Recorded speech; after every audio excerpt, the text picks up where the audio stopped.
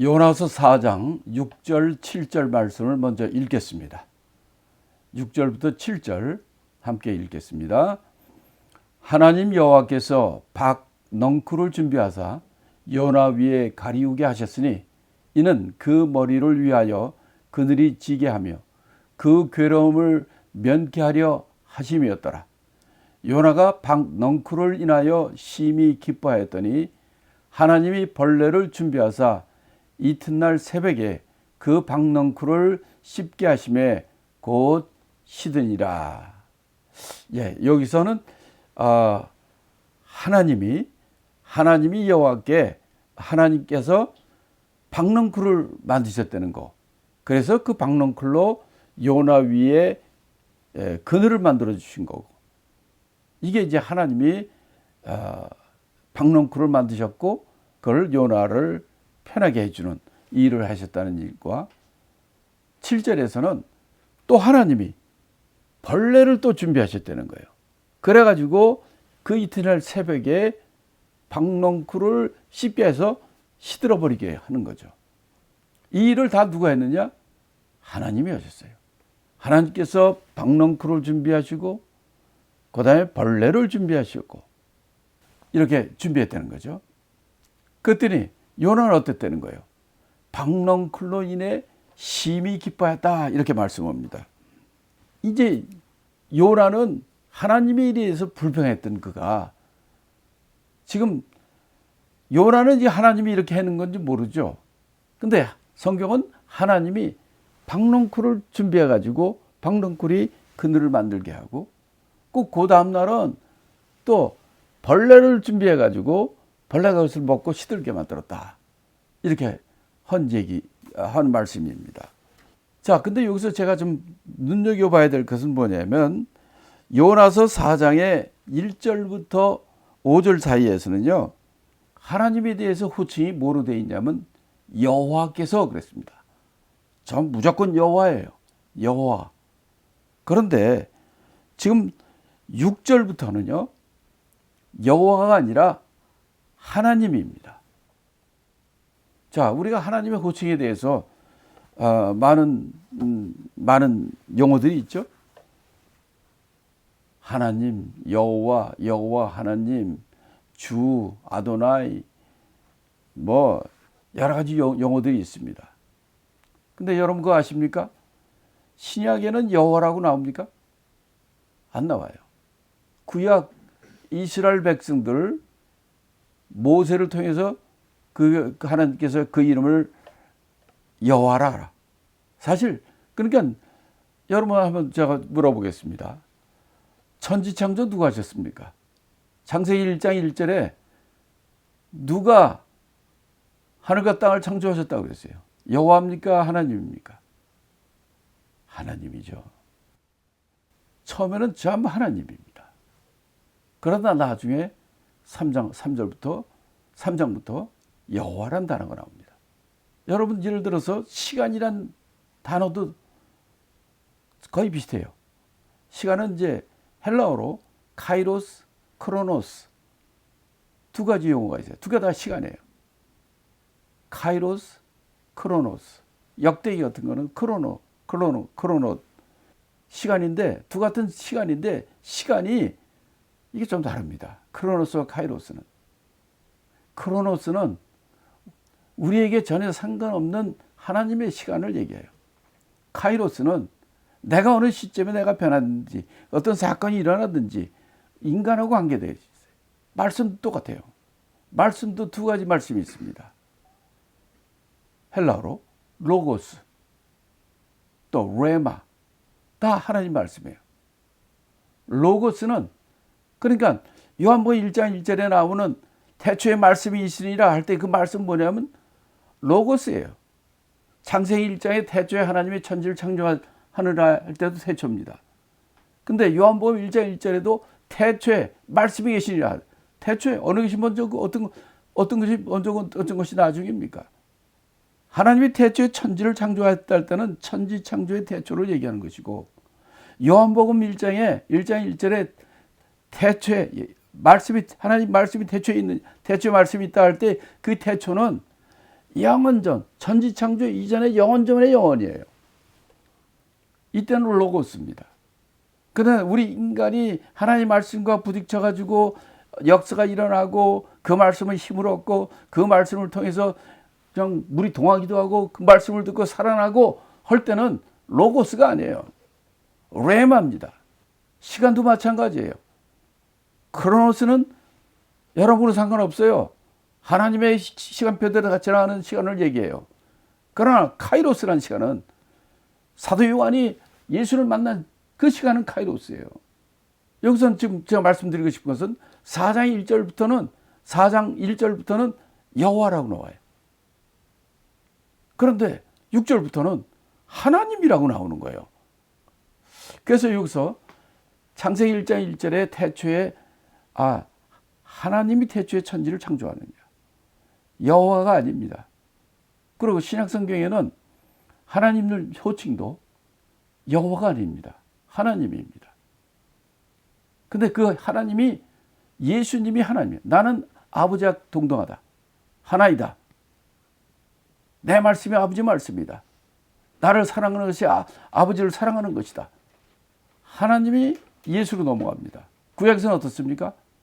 하나님이 여호와로 넘어갑니다.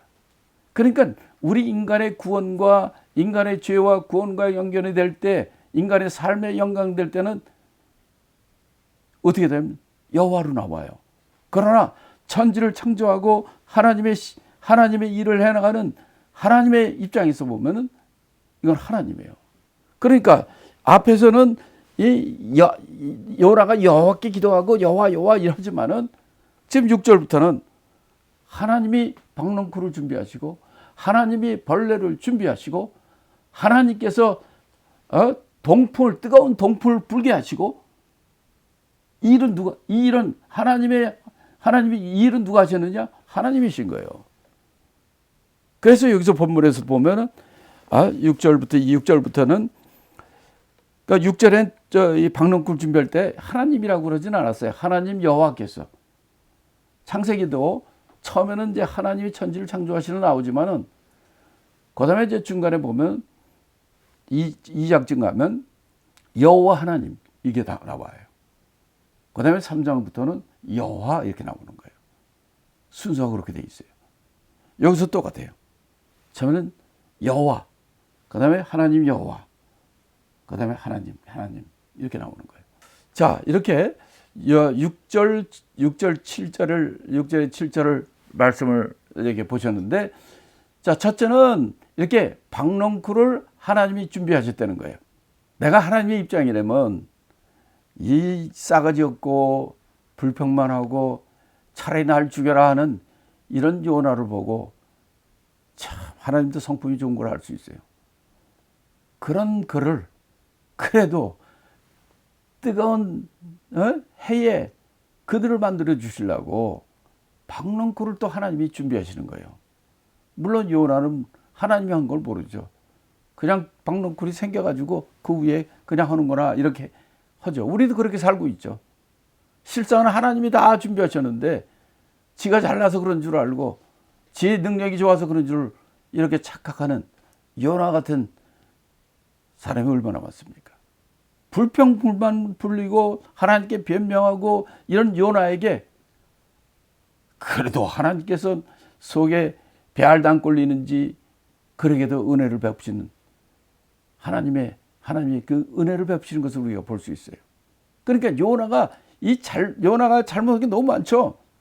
그렇지만은 그것보다도 지금 현재 요나가 뜨거운 햇빛에 고생할 것을 생각하시고 요나의 그늘을 만들어주고 휴식처를 준비시켜 주는 거예요. 이게 지금 요나뿐만이겠습니까?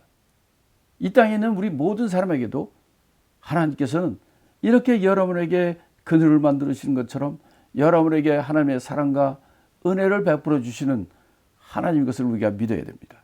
그런데 요나 지금 어땠습니까? 조금 전까지만 해도 차라리 내 생명을 취해달라, 사는 것보다 죽는 게 낫다, 이렇게 하다가 지가 하나도 한 것도 없고 그런데 박넝쿨 때문에 그늘이 생기니까 이것 때문에 조금 전에 차라리 죽여달라는 그가 아주 기뻐하다고 그랬어요. 기뻐했다고 그랬어요. 그러니까 얼마나 경박합니까? 우리는요, 이 세상에 있다 없어질, 이 세상에 잠깐 있을 그런 거로만을 말미암아 기뻐하는 자보다는 하나님을 인해서 기뻐하는 자가 되어야 되는 거예요. 정말 우리에게 필요한 것이 그겁니다. 그 하박국서 3장 18절에도 나는 여호와를 인하여 즐거워하며 나의 구원의 하나님을 인하여 기뻐하리로다. 우리가 하나님을 인하여서 기뻐해야 즐거워하고 기뻐해야 되는 자가 되죠. 근데 요나 보세요. 하나님한테는 진짜 기뻐해야 될 대상이 하나님에게는 불만하고 변명하고 하나님이 만들어진 박넝쿨 이따가도 그 뭐 없어질 박넝쿨 때문에는 크게 좋다고 기뻐하는 걸 보세요.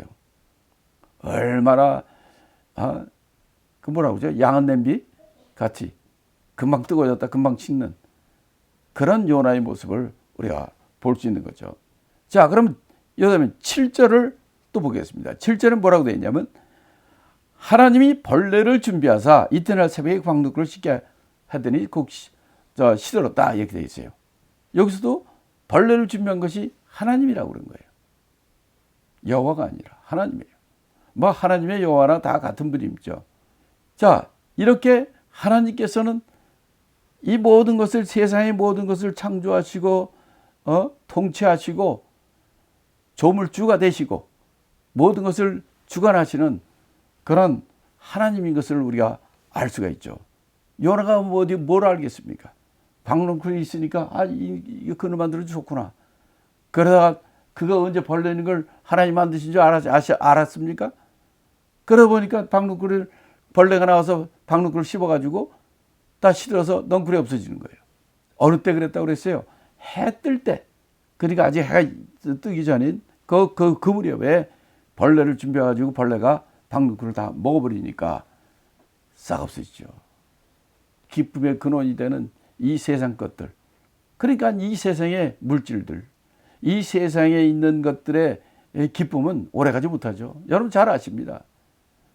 좋은 음식도 매일 3끼 먹어보세요. 못 먹어요. 세상에 아무리 좋은 일이 있어도 그거 계속해 보세요. 그거 고역입니다. 오래가지 못해요. 지금 박넝쿨 그늘 난 거 그거 좋아하지만 찍어보세요. 작은 벌레 하나로 말미암아 요나의 기쁨이 싹 뺏어 가게 되는 거예요. 베드로전서 1장 24절에 이렇게 말합니다. 그러므로 모든 육체는 풀과 같고 그 모든 영광이 풀의 꽃과 같으니 풀은 마르고 꽃은 떨어지되 오직 주의 말씀은 세세토록 있도다 하였으니 너에게 전한 복음이 곧 이 말씀이라 이렇게 말씀합니다. 이 세상의 육체의 물질의 모든 것 이건 풀의 꽃과 같은 거예요.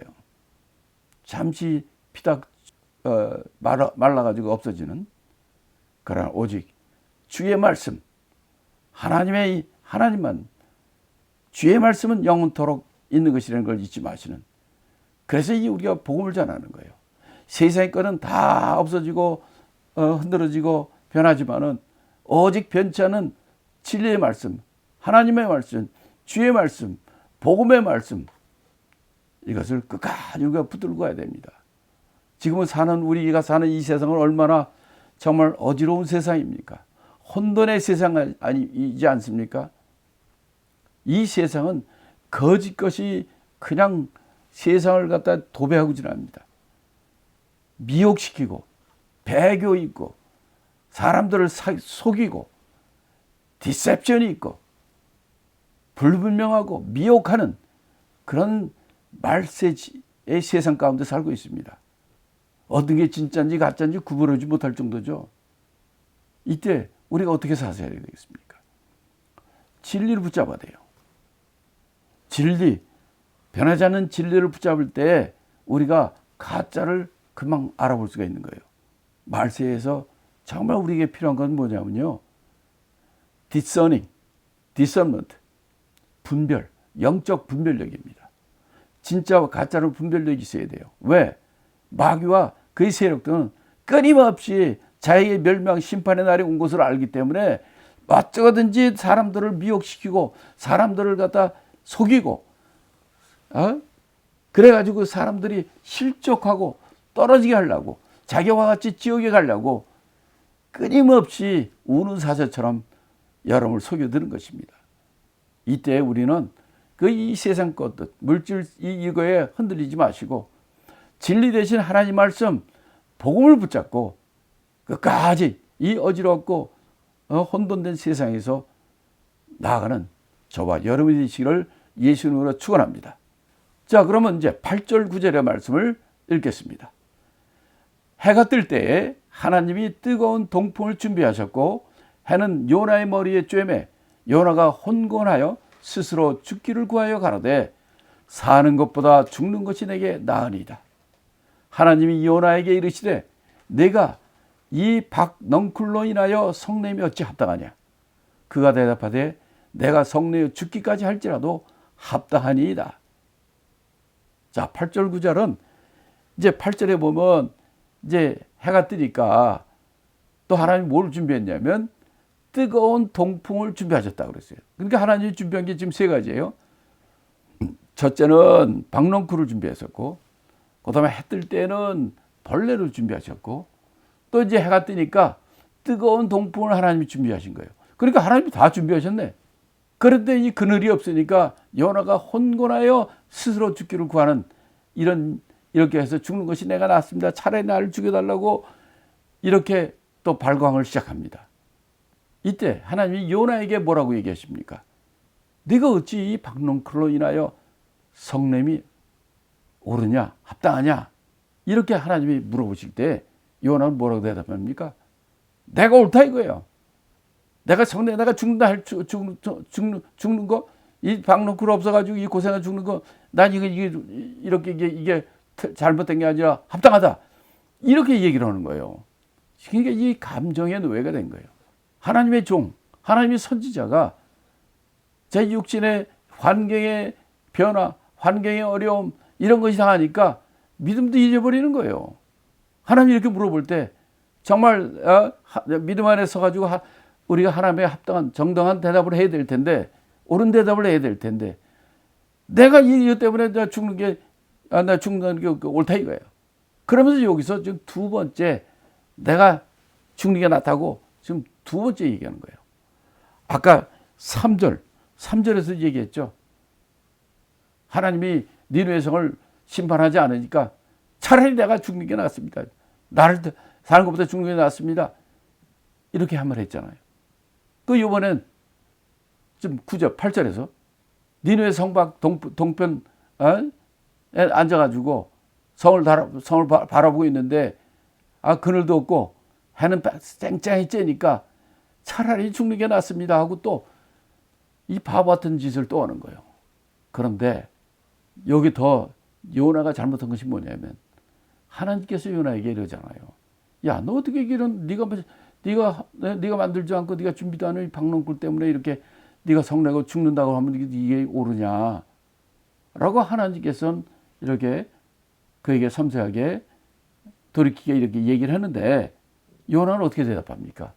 날 성내에 죽기까지 할지라도 내가 한 게 옳다는 거예요. 합당합니다. 이런 거예요.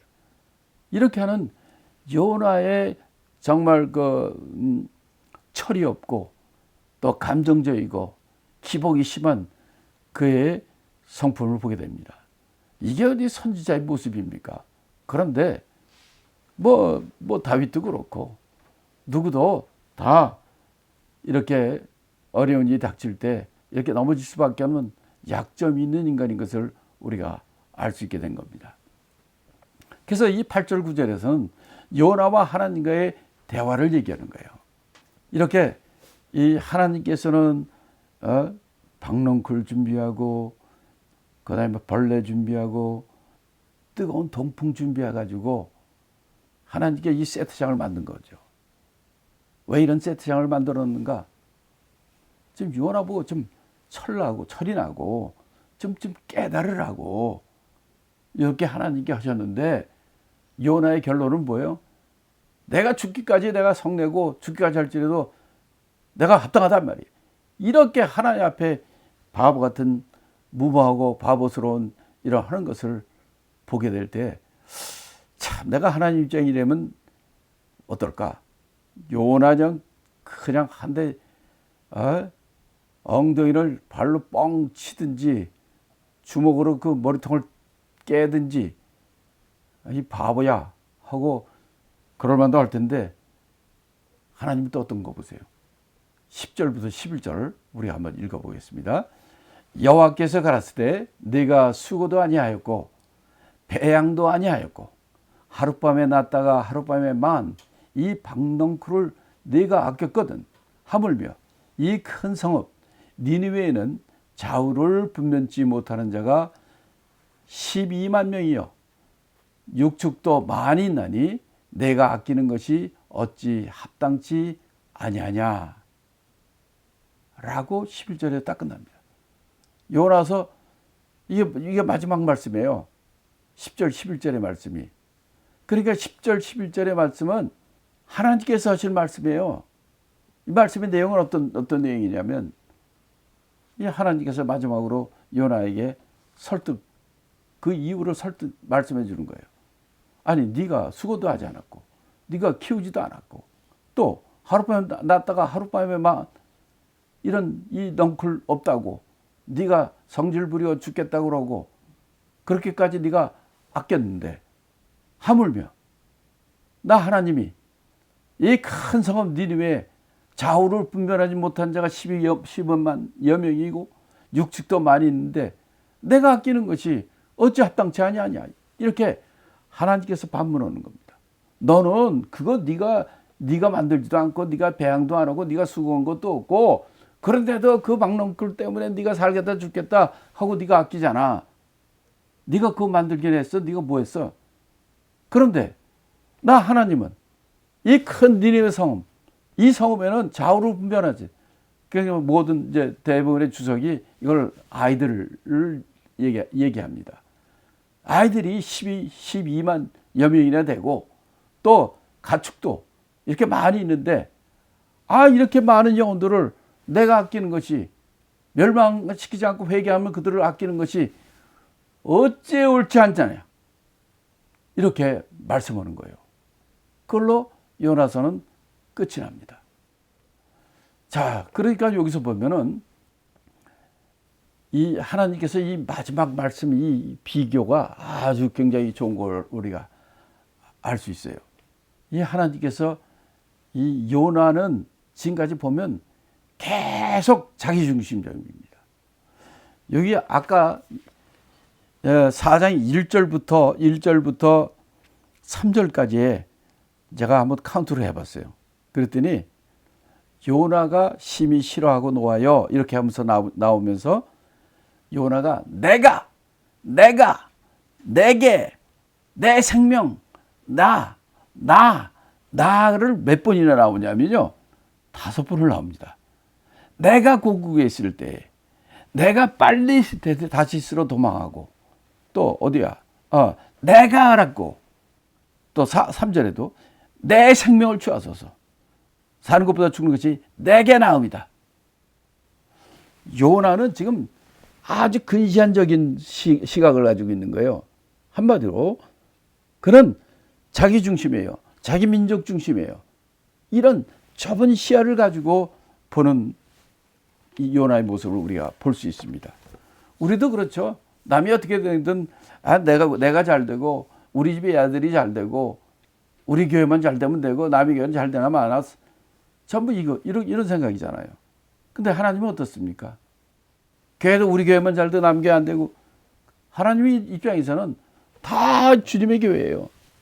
지금 여기서 요나서에서 지금 요나는 하나님의 뜻을 몰라.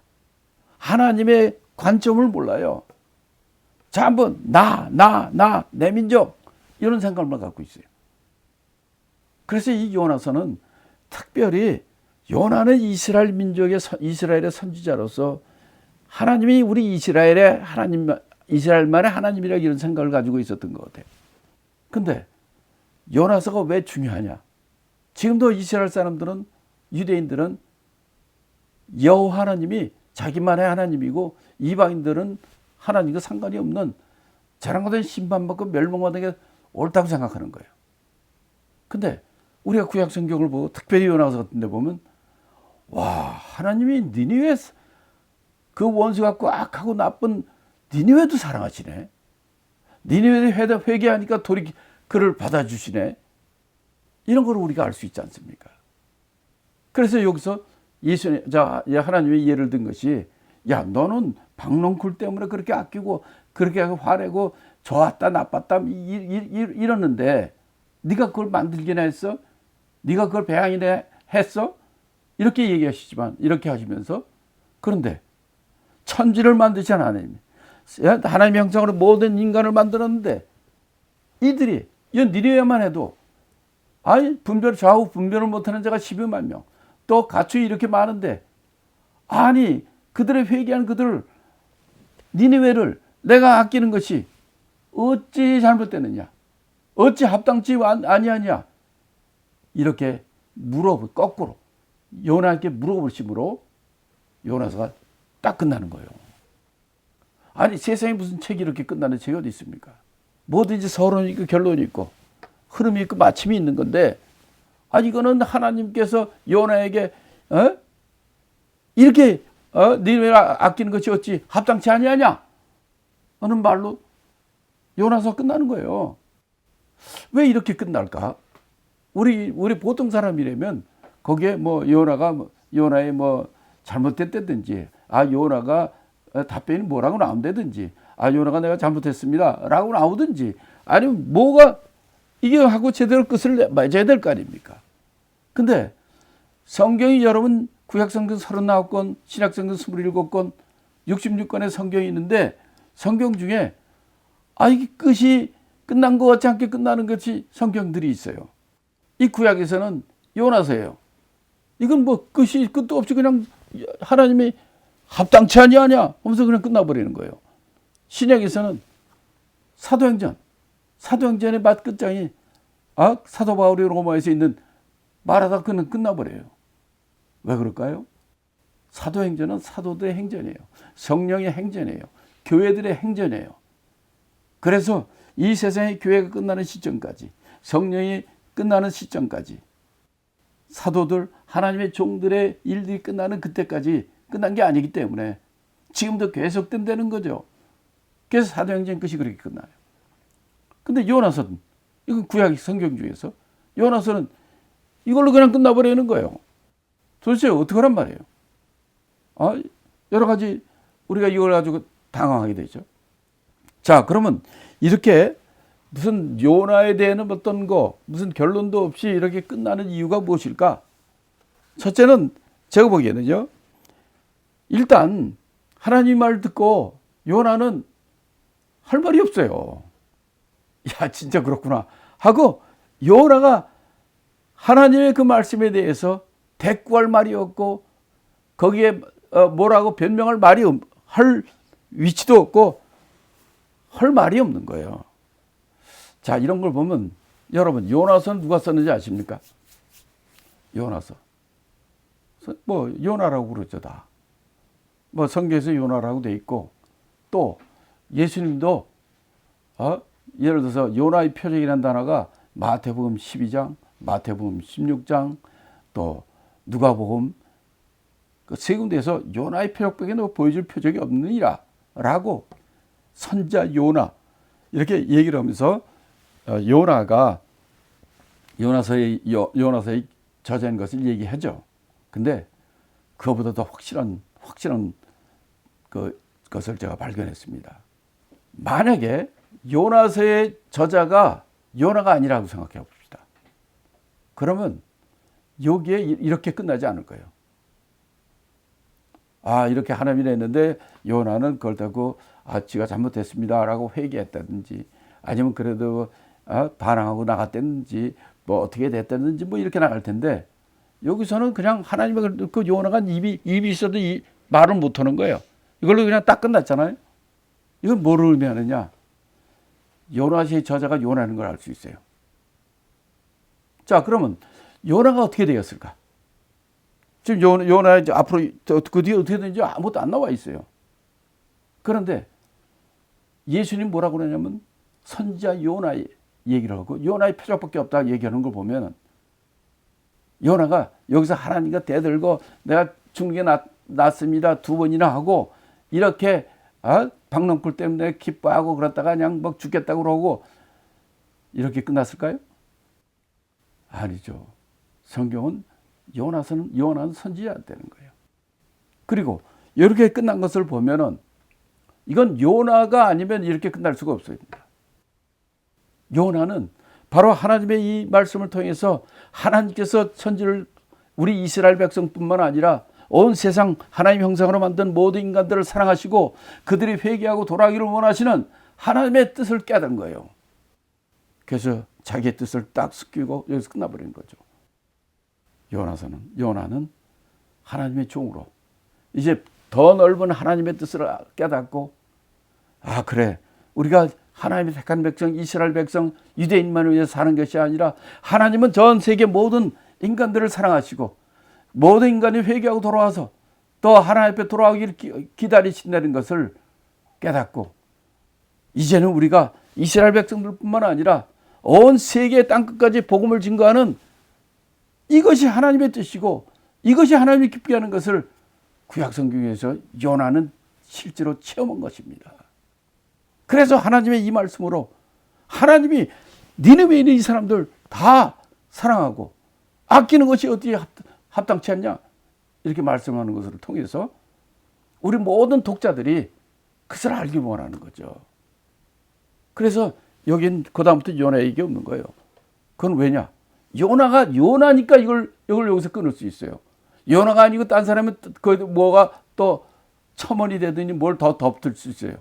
근데 요나는 자기가 체험하고 자기가 한 거기 때문에 자기의 잘못과 잘못된 것들 이렇게 다 고스란히 내놓고 하나님의 말씀을 통해서 자기가 처절하게 깨닫고 회개하고 하나님이 일을 하는 사람이기 때문에 여기서 끝낼 수 있는 거예요.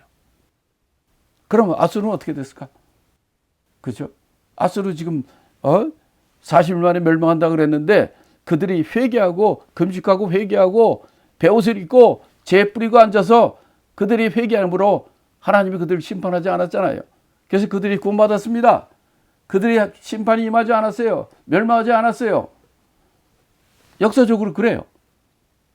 그럼 그 뒤는 어떻게 됐을까? 네, 우리가 성경 역사에서 아는 것처럼 아수르는 멸망합니다. 어떻게 멸망했습니까? 바벨론에 의해 멸망하죠. 느부갓네살 왕에 의해서 멸망하죠. 그러니까 지금 이 아수르 이때는 어느 때냐면 바벨론의 느부갓네살 왕이 아수르를 멸망시킬 때가 BC 605년입니다.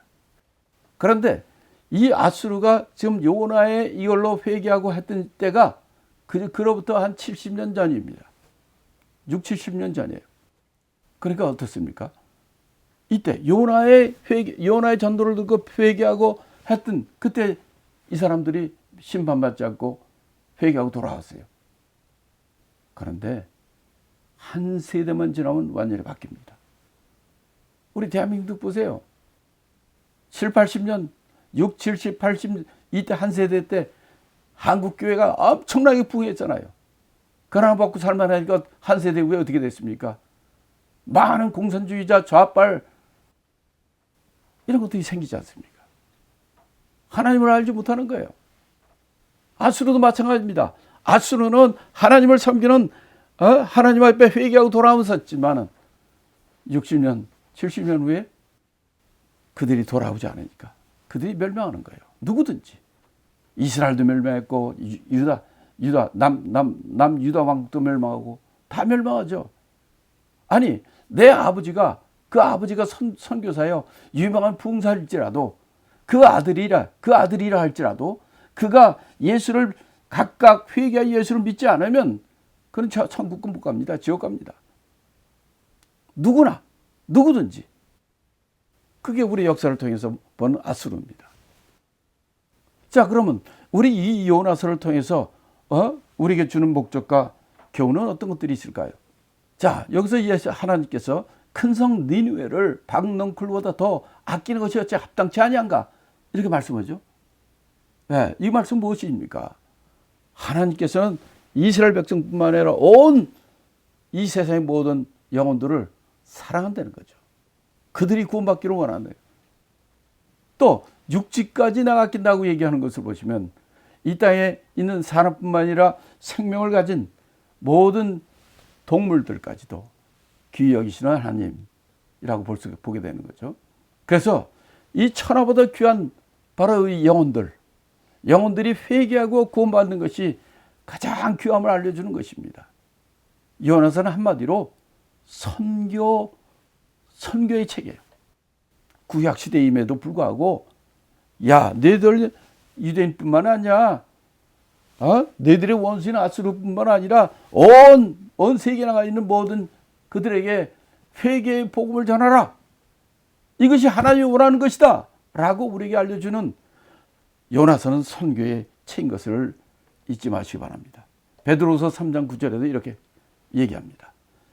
주의 약속은 어떤 이에 더디다고 생각하는 것 같이 더딘 것이 아니라 오직 너희를 대하여 오래 참으사 아무도 멸망치 않고 다 회개하기에 이르기를 원하시느니라. 그렇습니다. 하나님은 우리 모든 이 세상의 모든 사람들이 다 아무도 멸망치 않고 회개하고 주님께 돌아오기를 원한다는 거예요.